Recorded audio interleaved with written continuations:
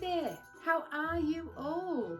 I can see your smiling faces, which tells me you're good and you're happy and you're excited to get started.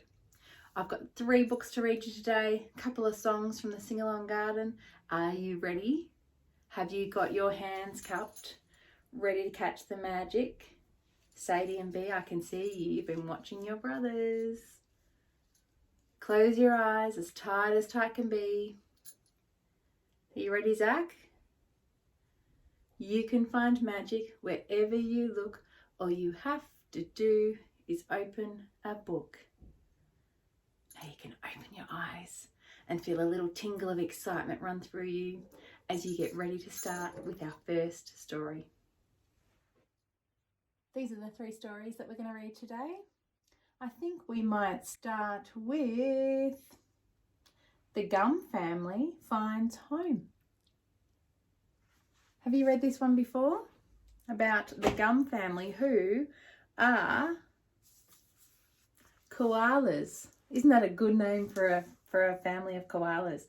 This book, I read it just before I knew that I was going to read it to you guys. And it is like a bit of a tour of Australia. It's got lots of landmarks in there. If you guys have ever travelled around Australia, there might be some places that you recognise. And it also has a lot of information at the start, which are facts about different parts of Australia. And at the end, about each of the places that the family visit. So it's a really good book. I really like it. It is by Tania McCartney and Christina Booth. The Gum Family Finds Home. Let's see what happens to them. There they are. Does that look like your family? Without koala ears? This is the Gum family. They live in a gum tree high in the sky with buzzy bees, tender rain, lulling breezes, and kookaburra cackles. Leaf, Nut, and Dad and Mum. Look at them just hanging out in their tree with their friend the kookaburra. Some days in the gum tree are a little bit challenging. I think it's raining on them there. And some days are super challenging. It's not just raining on them, the whole tree looks like it's going to fall over. The Gum family wants a safer home, something rock solid. Mum plots and plans while Dad backs in the caravan. With a stash of gum leaf, sandwiches and eucalyptus juice, the family leaves its cackling, buzzing, windy, rainy home behind and sets off to find a brand new one. Have you ever known koalas to live anywhere but in a gum tree? This is where they're going to go.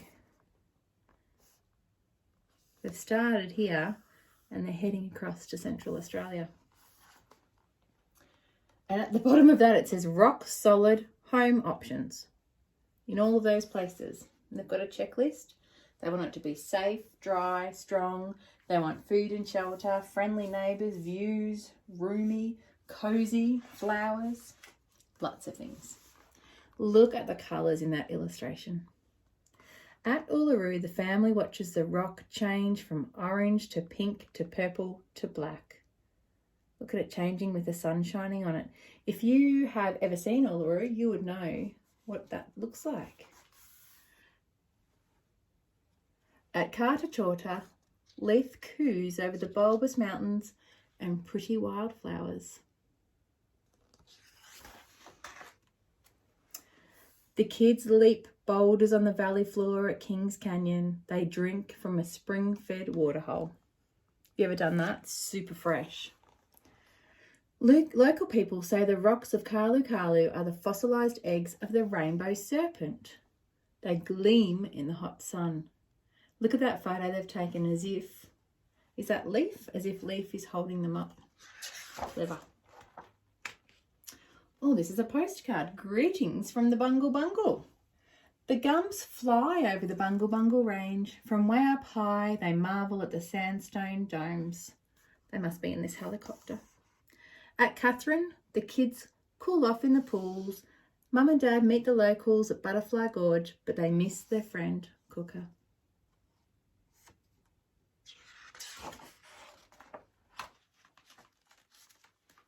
Aboriginal people believe the Glasshouse Mountains are a family of peaks, Mum, Dad and kids.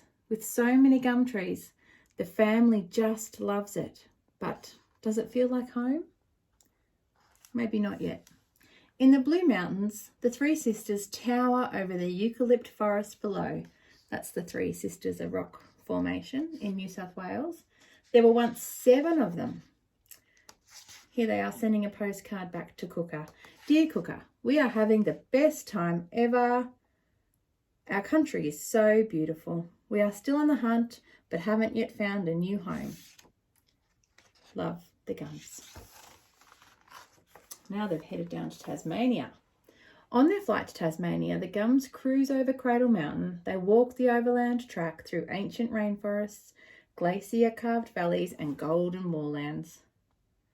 At Hastings Caves, they wander through inky dolomite caves.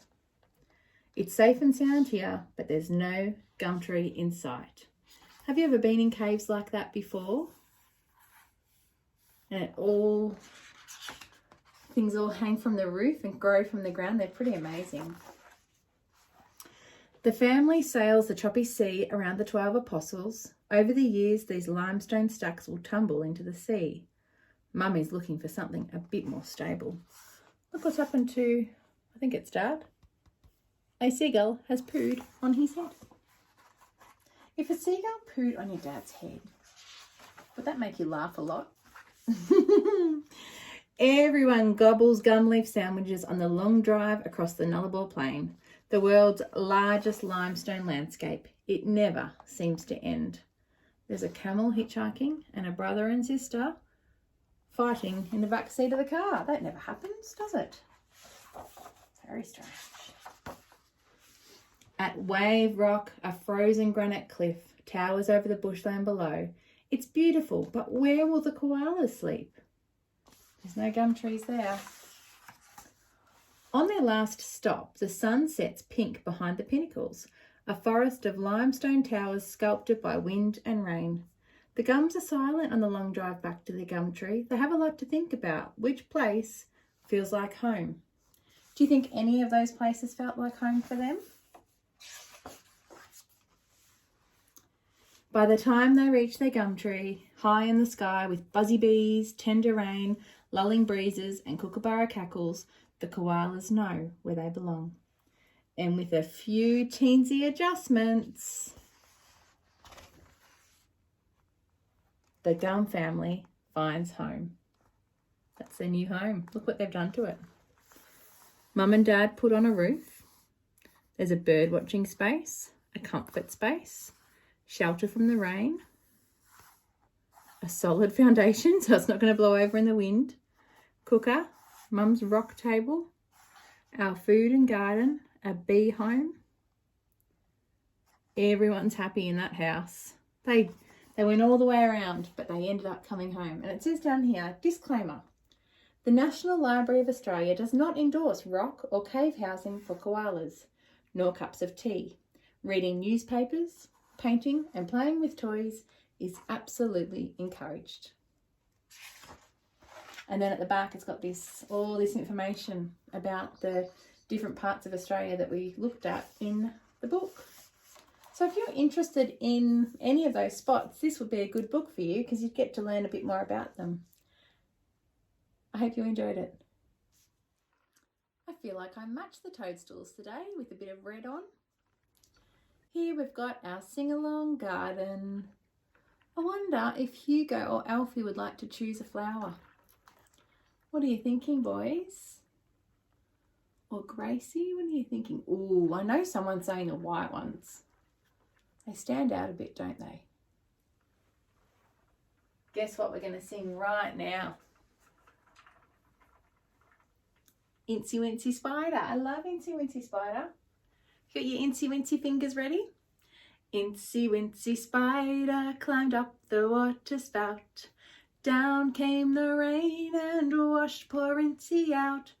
Out came the sunshine and dried up all the rain. So Incy Wincy Spider climbed up the spout again. Do you know, it's really hard to do that and get them to land if I'm not looking. If I'm looking at you, my fingers get all twisted. This next book we're going to read is called I Need a Parrot by Chris McKimmie, and it has also been it's been shortlisted in the Children's Book of the Year Awards. I read one a week or so ago that had been shortlisted as well. And it's about somebody who wants a parrot. And in this picture, he doesn't look like he's got a parrot. What has he got in the bath with him? A whale. Hang on, I think I missed a page. We can't start a book with missing a page, can we? No, I didn't. I need a parrot. Needs a parrot. Not a pretend parrot. Someone's put a puppet on their hand and they're saying, who's a pretty boy then? And this boy's saying, not a pretend parrot. Someone's giving him a turkey in a cage and he says, not a turkey. Doesn't look very happy. Would you want a turkey if you really wanted a parrot? He's gone somewhere for a swimming pool. And what's in the water? A shark. Not a shark. Does not want a shark. Not a whale. That's from the cover, isn't it? Imagine trying to have a bath with a whale. Heavens to Betsy, you would get lots of water on the floor. I have got a bear. He's in bed with the bear. And this bear's saying, move over, kid. That's a pretend bear. Would you move over for that one in your bed? You might have a nibble on your toes. I have got a cat. I need a parrot. Can you see the cat here? That's the cat with its eyes and its tongue, and it's licking him in the face. And he's saying, stop it, Mr. Dillon. It feels like sandpaper in my ear. Have you ever been licked by a cat? Their tongues are so rough. Weird. I will clean its cage. There he is, sweeping the cage out.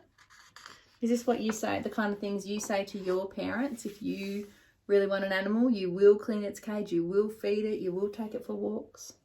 I will teach it words. Hello, cocky, apple, bear, hello, cocky, dance, cocky, hello, cocky. All those words. That's what you say to cockies. Hello, cocky. Dance, cocky, apple, bear, cocky, apple, bear, bear, dance, apple, bear, dance, cocky, dance. Quiet! We are trying to sleep. It must be his parents saying, stop talking. He seems to have a parrot now. Look at the parrot at the table. I need seeds. I need pomegranate and pistachios. I need insects and mango. But what has he got? Broccoli. He says, I will feed it. And the boy says, eat your broccoli. And the seagull says, chippies. I will love my parrot. I will give it big hugs and cuddles and snuggles. A parrot needs more than a cage full of sky. That must be Mum or Dad saying that. That poor parrot needs more than that, doesn't it? Ah, he's just realised. Let the parrot fly away. I need a pony. He's just going to keep asking for things, isn't he, that boy? Until he gets what he wants. It's a bit funny, that book.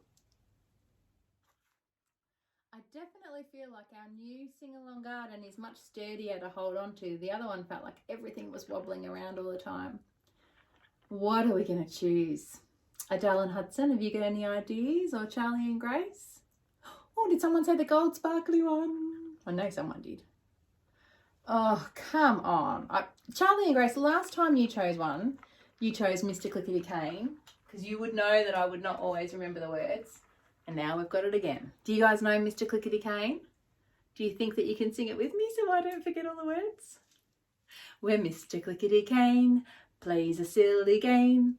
All the kids in the street, they like to do the same. Wash your face with orange juice, wash your face with orange juice.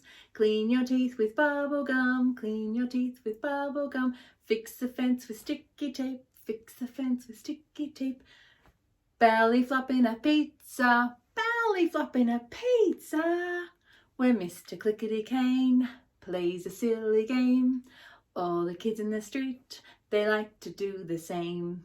That is such a fun song. I need to add some more Peter Coombs songs to the Sing Along Garden, I think, because he always has fun songs, but I probably will forget all the words, so I'll have to have the lyrics ready to sing. Thank you. I hope that you were able to repeat those lines, and you might even remember all of them and be able to sing it by yourself. I didn't purposely choose books that match my dress, but this one does as well. Oh no, it wasn't the book before, it was the garden, wasn't it? This is called The Smartest Giant in Town, and it's another Julia Donaldson book, because you know I love Julia Donaldson books, and illustrated by Axel Sheffler, and it's about the smartest giant in town. Look how big the giant is compared to the animals. Have you guys read this one before? I don't think I've read this one. So this, well, except for getting ready to read it to you guys. George was a giant, the scruffiest giant in town. He always wore the same pair of old brown sandals and the same old patched up gown. I wish I wasn't the scruffiest giant in town, he said sadly. He does look a bit scruffy. Is he wearing a dress? I think he might be. But one day, George noticed a new shop. It was full of smart clothes, so he bought a smart shirt, a smart pair of trousers, a smart belt, a smart stripy tie, some smart socks with diamonds up the sides, and a pair of smart shiny shoes. Now I'm the smartest giant in town, he said proudly. He's had to look through the window to order what he wants. George left his old clothes behind. He was about to go home when he heard a sound. On the pavement stood a giraffe who was sniffing sadly. "What's the matter?" asked George. "It's my neck," said the giraffe. "It's so very long and so very cold. I wish I had a long, warm scarf." What's he going to do? "Cheer up," said George, and he took off his stripy tie. "It didn't match my socks anyway," he said, as he wound it around and around the giraffe's neck. It made a wonderful scarf. "Thank you," said the giraffe. As George strode towards home, he sang to himself, "My tie is a scarf for a cold giraffe, but look me up and down, I'm the smartest giant in town." This looks like another giant here, and then all the other people. George came to a river. On a boat stood a goat who was bleating loudly. "What's the matter?" asked George. "It's my sail," said the goat. "It blew away in a storm. I wish I had a strong new sail for my boat."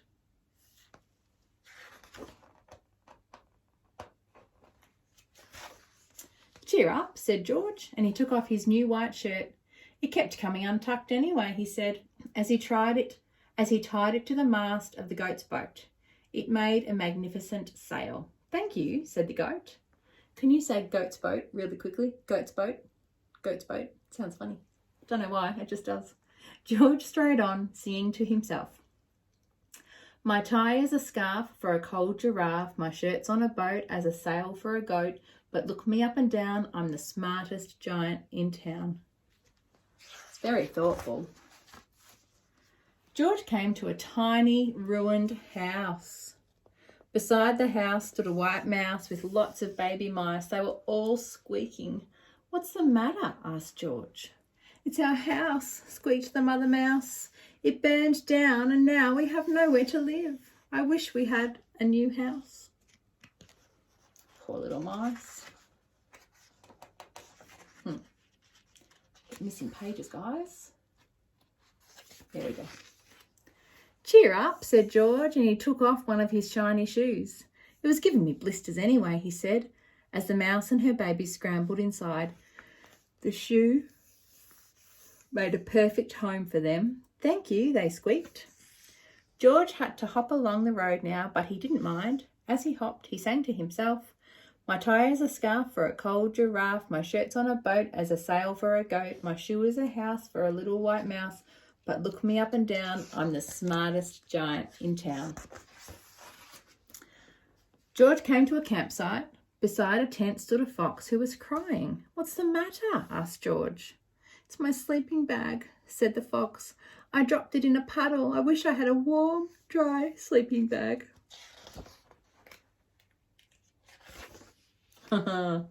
Cheer up, said George. Can you see what George has given him? And he took off one of his socks with diamonds up the sides. It was tickling my toes anyway, he said, as the fox snuggled into it. It made a very fine sleeping bag. Thank you, said the fox. George hopped on, singing to himself.